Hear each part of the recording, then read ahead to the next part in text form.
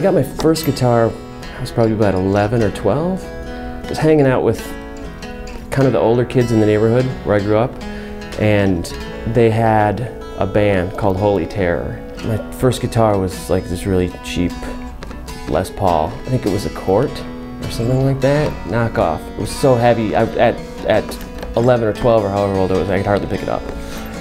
And just started learning, like sitting with my record player and backing it up and learning AC/DC songs and Kiss records and Cheap Trick and stuff like that.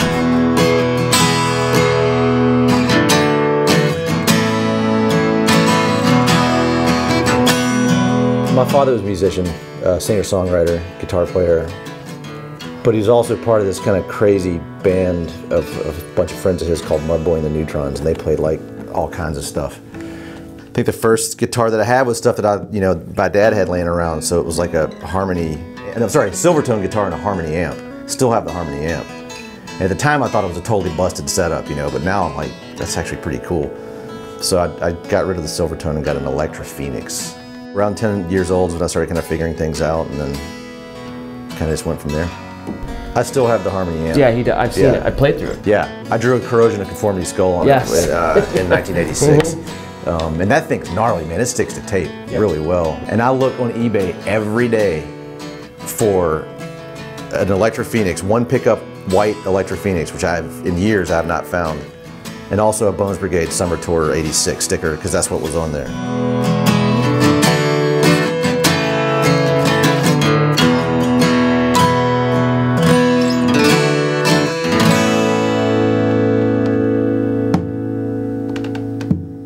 The Ambassador was one that I took to right away. The lyrics came really quickly. The song, the structure was pretty much all there, and I think it probably only took, less than an hour to write the lyrics. I had an idea kind of based on an old song of ours from our first album called Sweet Pain that I kind of wanted to revisit, almost like a sequel. The dynamics of this one were something that were really intentional, and kind of a common thread throughout the writing of the record was just to try to have more dynamics, or just more dramatic moments. Yeah, you're always trying to create both the quiet moment and the big moment, and trying to juxtapose those. So for me, at this point, 10 years into the band, the most exciting moments are when you can get everyone really quiet, actually.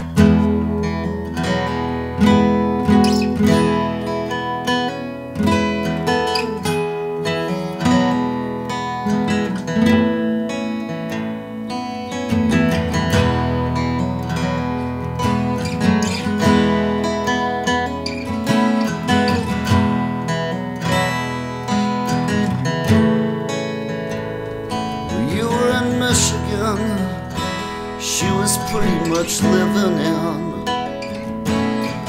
3-2 bars, a stretch to call a club, and it was called the Ambassador.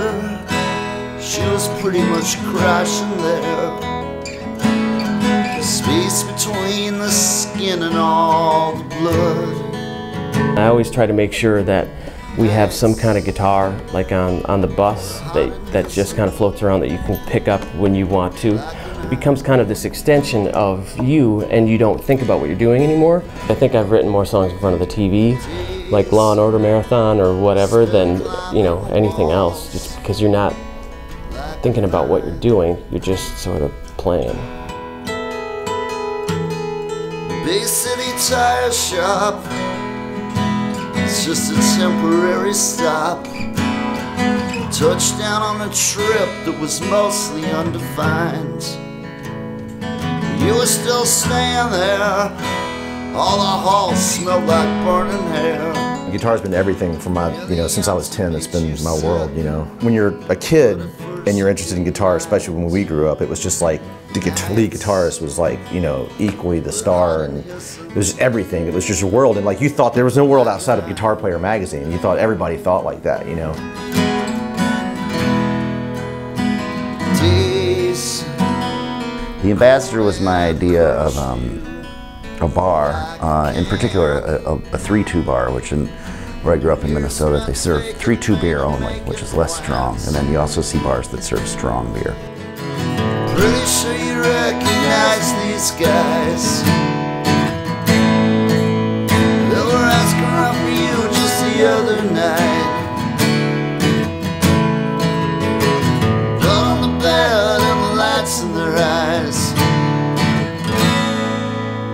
If you came around the back, we could take them by surprise.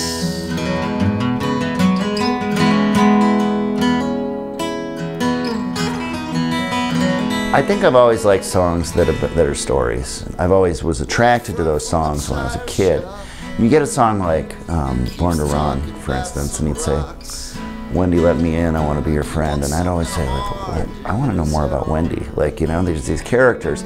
So I think what I tried to do when I started writing my own songs, and especially with the Hold Steady, is maybe to do a little more character development, to have kind of reoccurring characters and revisit stories and have them tie together and have kind of an overarching thing.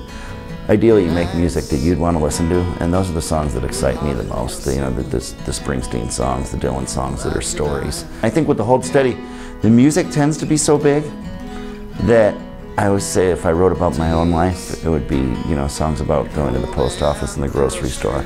And I want to kind of create something that's more cinematic. Years spent faking pain and making plans. Pretty sure you recognize these guys. They were asking around you just the other night. There's blood on the bed and the lights in their eyes. You came back to us, South Minneapolis. So revenge exists outside of space and time. Back behind the ambassador, the matter feels kind of magical.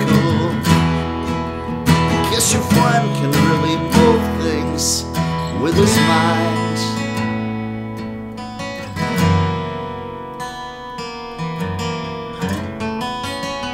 And it was called the ambassador. There wasn't much diplomatic there. The space between the skin and all the blood.